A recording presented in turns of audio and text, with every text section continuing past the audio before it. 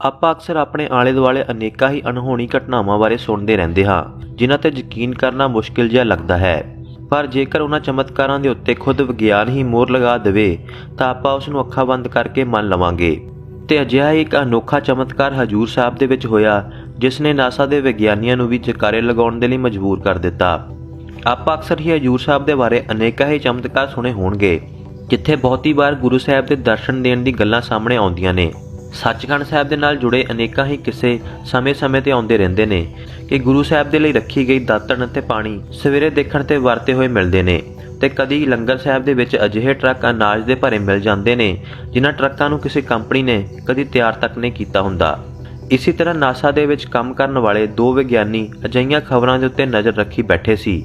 ਉਹਨਾਂ ਦੋਨੇ ਵਿਗਿਆਨੀਆਂ ਨੇ ਇੱਕ ਭਾਰਤੀ ਵਿਗਿਆਨੀ ਨੂੰ ਨਾਲ ਲੈ ਕੇ ਹਜੂਰ ਸਾਹਿਬ ਜਾ ਕੇ ਇਹਨਾਂ ਗੱਲਾਂ ਬਾਰੇ ਪਤਾ ਕਰਨ ਦੀ ਕੋਸ਼ਿਸ਼ ਕੀਤੀ। ਸੋ ਇਸ ਦੁਨੀਆ ਤੇ ਬ੍ਰਹਿਮੰਡ ਦੇ ਚਮਤਕਾਰਾਂ ਬਾਰੇ ਪਤਾ ਕਰਨ ਵਾਸਤੇ ਉਹ ਵਿਗਿਆਨੀ, ਜਿਨ੍ਹਾਂ ਦਾ ਨਾਮ ਮਾਰਕ ਵਿਨਸ ਅਤੇ ਕੌਲੀ ਰੇ ਤੇ ਤੀਸਰਾ ਭਾਰਤੀ ਵਿਗਿਆਨੀ ਰਾਮ ਮਈਰ ਦੇ ਨਾਲ ਹਜੂਰ ਸਾਹਿਬ ਪਹੁੰਚੇ। ਇੱਥੇ ਪਹੁੰਚ ਕੇ ਉਹਨਾਂ ਨੇ ਹਜੂਰ ਸਾਹਿਬ ਸੱਚਖੰਡ ਦੇ ਦੁਆਲੇ ਬਣੀਆਂ ਸਰਾਵਾਂ ਦੇ ਵਿੱਚ ਕਮਰਾ ਲਿਆ ਤੇ 2-3 ਦਿਨ ਇੱਥੇ ਰੁਕ ਕੇ ਹਜੂਰ ਸਾਹਿਬ ਦੇ ਹਰ ਇੱਕ ਇਲਾਕੇ ਨੂੰ ਦੇਖਿਆ ਤੇ ਉਸ ਬਾਰੇ ਜਾਣਕਾਰੀ ਪ੍ਰਾਪਤ ਕੀਤੀ। ਇੱਥੋਂ ਤੱਕ ਉਹ ਅੰਮ੍ਰਿਤ ਵੇਲੇ ਗਾਗਰ ਦੀ ਸੇਵਾ ਦੇ ਵਿੱਚ ਵੀ ਸ਼ਾਮਿਲ ਹੋਏ ਤੇ ਉਸ ਅੱਖਾਂ ਤੋਂ ਹਿੜੇ ਕੁੱਕਰ ਬਾਰੇ ਵੀ ਸਭ ਕੁਝ ਦੇਖਿਆ। ਪਰ ਉਹਨਾਂ ਨੂੰ ਕਾਫੀ ਦਿਨਾਂ ਦੀ ਖੋਜ ਤੋਂ ਬਾਅਦ ਕੁਝ ਵੀ ਨਹੀਂ ਮਿਲਿਆ। ਜੋ ਉਹ ਚਾਹ ਰਹੇ ਸੀ ਅਜਿਹਾ ਕੁਝ ਵੀ ਉਹਨਾਂ ਦੇ ਸਾਹਮਣੇ ਨਹੀਂ ਆਇਆ। ਸੋ ਉਹਨਾਂ ਵਿਗਿਆਨੀਆਂ ਨੇ 2 ਦਿਨ ਬਾਅਦ ਹਜੂਰ ਸਾਹਿਬ ਤੋਂ ਵਾਪਸ ਚਲੇ ਜਾਣਾ ਸੀ। ਸੋ ਇੱਕ ਦਿਨ ਘੁੰਮਦੇ ਉਹਨਾਂ ਵਿਗਿਆਨੀਆਂ ਦੇ ਵਿੱਚੋਂ ਇੱਕ ਵਿਗਿਆਨੀ, ਜਿਸ ਦਾ ਨਾਮ ਮਾਰਕ ਵਿਨ ਸੀ, ਅਚਾਨਕ ਕਿਤੇ ਗਾਇਬ ਹੋ ਗਿਆ। ਕੁਝ ਕੁ ਸਮਾਂ ਤਾਂ ਉਸਦੇ ਸਾਥੀਆਂ ਨੂੰ ਨਾਰਮਲ ਜਿਹਾ ਲੱਗਿਆ ਕਿ ਕਿਤੇ ਬਾਜ਼ਾਰ ਚਲਿਆ ਗਿਆ ਹੋਵੇਗਾ, ਪਰ ਕਾਫੀ ਸਮਾਂ ਹੋਣ ਤੋਂ ਬਾਅਦ ਵੀ ਜਦੋਂ ਵਾਪਸ ਨਾ ਆਇਆ ਤੇ ਨਾ ਹੀ ਉਸਦਾ ਫੋਨ ਲੱਗਿਆ ਤਾਂ ਉਸਦੇ ਸਾਥੀਆਂ ਨੂੰ ਪਰੇਸ਼ਾਨੀ ਹੋਣ ਲੱਗੀ। ਹੁਣ ਮਾਰਕ ਨੂੰ ਗਾਇਬ ਹੋਏ 12 ਘੰਟੇ ਤੋਂ ਉੱਪਰ ਹੋ ਚੁੱਕਿਆ ਸੀ ਤੇ ਬਾਅਦ ਵਿੱਚ ਉਹਨਾਂ ਨੇ ਗੁਰਦੁਆਰਾ ਕਮੇਟੀ ਨੂੰ ਇਨਫੋਰਮ ਕੀਤਾ ਕਿ ਸਾਡਾ ਇੱਕ ਸਾਥੀ ਗਾਇਬ ਹੋ ਚੁੱਕਿਆ ਹੈ। ਉਹ ਜਿਸ ਤੋਂ ਬਾਅਦ ਉਸ ਦੀ ਭਾਲ ਸ਼ੁਰੂ ਕੀਤੀ ਗਈ, ਪਰ ਉਹ ਪੂਰੀ ਰਾਤ ਮਾਰਕ ਵਿਨ ਕਿਤੇ ਨਹੀਂ ਮਿਲਿਆ। ਇਸੇ ਤਰ੍ਹਾਂ ਅਗਲੇ ਦਿਨ ਪੁਲਿਸ ਨੂੰ ਵੀ ਇਨਫੋਰਮ ਕੀਤਾ ਗਿਆ ਤੇ ਅਗਲੇ ਦਿਨ ਵੀ ਮਾਰਕ ਨੂੰ ਖੋਜਿਆ ਗਿਆ, ਪਰ 2 ਦਿਨਾਂ ਤੱਕ ਮਾਰਕ ਕਿਤੇ ਵੀ ਨਹੀਂ ਮਿਲਿਆ। ਤੇ ਤੀਸਰੇ ਦਿਨ ਸਵੇਰੇ ਕਿਸੇ ਨੇ ਖਬਰ ਦਿੱਤੀ ਕਿ ਮਾਰਕ ਲੰਗਰ ਸਾਹਿਬ ਤੋਂ ਅੱਗੇ ਨਦੀ ਦੇ ਨਾਲ ਲੱਗਦੇ ਜੰਗਲ ਦੇ ਵਿੱਚ ਬੈਠਿਆ ਹੋਇਆ ਹੈ। ਜਦੋਂ ਉਹ ਜੰਗਲ ਵਾਲੀ ਜਗ੍ਹਾ ਤੇ ਪਹੁੰਚੇ ਤੇ ਜਾ ਕੇ ਦੇਖਿਆ ਤਾਂ ਮਾਰਕ ਉੱਥੇ ਚੌਂਕੜੀ ਮਾਰ ਕੇ ਅੱਖਾਂ ਬੰਦ ਕਰਕੇ ਆਰਾਮ ਦੇ ਨਾਲ ਬੈਠਿਆ ਹੋਇਆ ਸੀ। ਜਦੋਂ ਕੌਲੀ ਨੇ ਉਸ ਨੂੰ ਜਾ ਕੇ ਹਿਲਾਇਆ ਤਾਂ ਉਹ ਇੱਕਦਮ ਡਰ ਕੇ ਉੱਠਿਆ।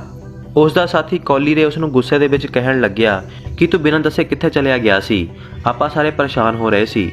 ਪਰ ਮਾਰਕ ਇਸ ਤਰ੍ਹਾਂ ਬਿਹੇਵ ਕਰ ਰਿਹਾ ਸੀ ਜਿਵੇਂ ਕੁਝ ਹੋਇਆ ਹੀ ਨਾ ਹੋਵੇ।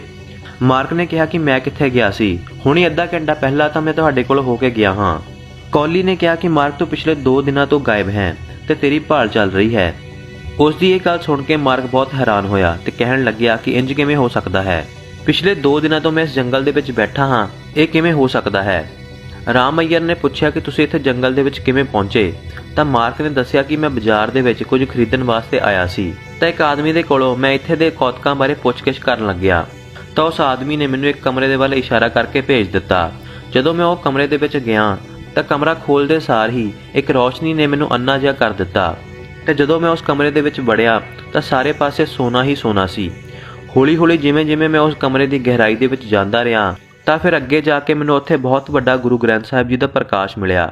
ਮਾਰਕ ਨੇ ਕਿਹਾ ਕਿ ਜਿੰਨਾ ਗੁਰਦੁਆਰਾ ਸਾਹਿਬ ਦੇ ਵਿੱਚ ਗੁਰੂ ਗ੍ਰੰਥ ਸਾਹਿਬ ਜੀ ਦਾ ਪ੍ਰਕਾਸ਼ ਹੈ, ਉਸ ਤੋਂ ਵੀ ਵੱਡਾ ਪ੍ਰਕਾਸ਼ ਉੱਥੇ ਕੀਤਾ ਗਿਆ ਸੀ ਤੇ ਬਹੁਤ ਸਾਰੇ ਲੋਕ ਅੱਖਾਂ ਬੰਦ ਕਰੀ ਉਸ ਦੇ ਸਾਹਮਣੇ ਬੈਠੇ ਹੋਏ ਸੀ। ਅਜਿਹਾ ਕੁਝ ਦੇਖ ਕੇ ਮੈਂ ਬਹੁਤ ਹੈਰਾਨ ਹੋ ਗਿਆ। ਬਾਅਦ ਵਿੱਚ ਮੈਨੂੰ ਉੱਥੇ ਇੱਕ ਮਨ ਨੂੰ ਸਕੂਨ ਦੇਣ ਵਾਲੀ ਧੁਨ ਸੁਣਾਈ ਦਿੱਤੀ। ਉਹ ਧੁਨ ਇੰਨੀ ਮਨ ਨੂੰ ਸਕੂਨ ਦੇਣ ਵਾਲੀ ਸੀ ਕਿ ਮੈਂ ਉੱਥੇ ਹੀ ਜਗ੍ਹਾ ਦੇਖ ਕੇ ਬੈਠ ਗਿਆ ਤੇ ਉਸ ਧੁਨ ਦੇ ਵਿੱਚ ਲੀਨ ਹੋ ਗਿਆ। ਮੈਂ ਉਸ ਧੁਨ ਦੇ ਵਿੱਚ ਲੀਨ ਹੋਇਆ ਹੀ ਸੀ ਕਿ ਤੁਸੀਂ ਮੈਨੂੰ ਆ ਕੇ ਉਠਾ ਦਿੱਤਾ। ਮਾਰਕ ਦੀਆਂ ਗੱਲਾਂ ਉੱਥੇ ਖੜੇ ਹਰ ਇੱਕ ਵਿਅਕਤੀ ਨੂੰ ਹੈਰਾਨ ਕਰ ਰਹੀਆਂ ਸੀ। ਰਾਮ ਮਈਰ ਕਹਿਣ ਲੱਗਿਆ ਕਿ ਤੂੰ ਪੱਕਾ ਇੱਥੇ ਬੇਹੋਸ਼ ਹੋ ਕੇ ਡਿੱਗ ਗਿਆ ਸੀ ਤੇ ਜਿਸ ਤੋਂ ਬਾਅਦ ਤੈਨੂੰ ਅਜਿਹਾ ਸੁਪਨਾ ਆਇਆ ਹੋਵੇਗਾ। ਮਾਰਕ ਨੇ ਝੱਟ ਹੀ ਕਿਹਾ ਕਿ ਰਾਮ ਮਈਰ ਤੇਰੀ ਮਾਂ ਵੀ ਉੱਥੇ ਗੁਰੂ ਗ੍ਰੰਥ ਸਾਹਿਬ ਜੀ ਦੇ ਅੱਗੇ ਬੈਠੀ ਹੋਈ ਸੀ। ਰਾਮ ਮਈਰ ਨੇ ਕਿਹਾ ਕਿ ਮੇਰੀ ਮਾਂ ਦਾ ਸਿੱਖ ਧਰਮ ਦੇ ਨਾਲ ਕੋਈ ਵੀ ਸੰਬੰਧ ਨਹੀਂ ਰੱਖਦੀ ਤੇ ਨਾਲੇ ਉਹ ਤਾਂ ਇਸ ਸਮੇਂ ਅਮਰੀਕਾ ਦੇ ਵਿੱਚ ਹੈ। ਗੱਲ ਖਤਮ ਕਰਕੇ ਉਹ ਵਾਪਸ ਆਪਣੇ ਕਮਰੇ ਦੇ ਵਿੱਚ ਆ ਗਏ। 2 ਘੰਟੇ ਬਾਅਦ ਰਾਮ ਮਈਰ ਨੂੰ ਫੋਨ ਆਇਆ ਤੇ ਉਸ ਨੂੰ ਖਬਰ ਮਿਲੀ ਕਿ ਪਿਛਲੀ ਰਾਤ ਉਸ ਦੀ ਮਾਂ ਦਾ ਦੇਹਾਂਤ ਹੋ ਗਿਆ ਤੇ ਇਸ ਖਬਰ ਨੇ ਤਿੰਨੇ ਵਿਗਿਆਨੀਆਂ ਨੂੰ ਹੈਰਾਨ ਕਰ ਦਿੱਤਾ। ਹੁਣ ਤੱਕ ਉਹ ਤਿੰਨੇ ਵਿਗਿਆਨੀ ਬਹੁਤ ਕੁਝ ਸਮਝ ਚੁੱਕੇ ਸੀ। ਅਗਲੇ ਹੀ ਦਿਨ ਉਹ ਉੱਥੋਂ ਵਾਪਸ ਆ ਗਏ ਤੇ ਆਖਿਰ ਹਜੂਰ ਸਾਹਿਬ ਦੇ ਚਮਤਕਾਰਾਂ ਨੂੰ ਨਾ ਚਾਹੁੰਦੇ ਹੋਏ ਵੀ ਮੰਨਣਾ ਪਿਆ। ਹੁਣ ਉਹਨਾਂ ਤਿੰਨਾਂ ਵਿਗਿਆਨੀਆਂ ਨੇ ਗੁਰੂ ਗ੍ਰੰਥ ਸਾਹਿਬ ਜੀ ਦਾ ਅਭਿਆਸ ਕਰਨਾ ਸ਼ੁਰੂ ਕਰ ਦਿੱਤਾ ਹੈ। ਮਾਰਕ ਵਿਨ ਦਾ ਕਹਿਣਾ ਹੈ ਕਿ ਮੈਂ ਹਾਲੇ ਤੱਕ ਸਿਰਫ ਗੁਰੂ ਗ੍ਰੰਥ ਸਾਹਿਬ ਜੀ ਦੇ 30 ਅੰਗਾਂ ਦਾ ਅਭਿਆਸ ਕੀਤਾ ਹੈ ਤੇ ਮੈਂ ਇਸ ਨਤੀਜੇ ਤੇ ਪਹੁੰਚਿਆ ਹਾਂ ਕਿ ਜੋ ਕੁਝ ਵੀ ਹੋ ਰਿਹਾ ਹੈ ਉਹ ਵਾਹਿਗੁਰੂ ਨਾਮ ਦੀ ਧੁਨ ਹੀ ਹੈ। ਉਹੀ ਸੱਚ ਹੈ ਤੇ ਉਹੀ ਚਮਤਕਾਰ ਹੈ ਤੇ ਉਸ ਦੇ ਵਿੱਚ ਹੀ ਸਾਰੀ ਸਾਇੰਸ ਛੁਪੀ ਹੋਈ ਹੈ। ਉਸ ਦਿਨ ਜੋ ਹਜੂਰ ਸਾਹਿਬ ਦੇ ਵਿੱਚ ਹੋਇਆ ਉਹ ਕੋਈ ਸੁਪਨਾ ਨਹੀਂ ਸੀ ਤੇ ਨਾ ਹੀ ਕੋਈ ਚਮਤਕਾਰ, ਸਗੋਂ ਪਰਮਾਤਮਾ ਨੇ ਮੈਨੂੰ ਮੇਰਾ ਅੰਦਰ ਦਿਖਾਇਆ ਸੀ, ਜੋ ਕਿ ਅੰਦਰ ਦੀ ਧੁਨ ਸਾਨੂੰ ਪਰਮਾਤਮਾ ਦੇ ਨਾਲ ਮਿਲਾਉਂਦੀ ਹੈ। ਪਰਮਾਤਮਾ ਤੇ ਚਮਤਕਾਰ ਕਿਤੇ ਬਾਹਰ ਨਹੀਂ, ਸਗੋਂ ਸਾਡੇ ਅੰਦਰ ਹੀ ਹੈ। ਗੁਰੂ ਸਾਹਿਬ ਨੇ ਸਾਨੂੰ ਉਸ ਦਿਨ ਉਹੀ ਦਿਖਾਇਆ ਸੀ।